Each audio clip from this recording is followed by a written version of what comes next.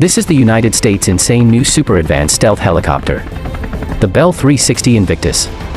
The Bell 360 is a proposed helicopter design intended to meet the United States Army requirement for a future attack reconnaissance helicopter.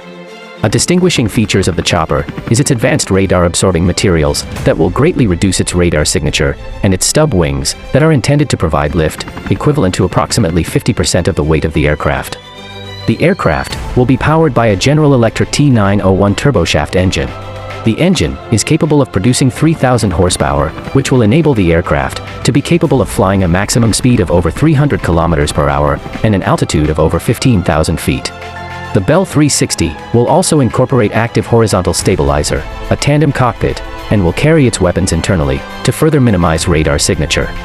Speaking of weapons, it will also be armed with advanced guided rockets and missiles, and a 20mm extremely high-rate gun turret system.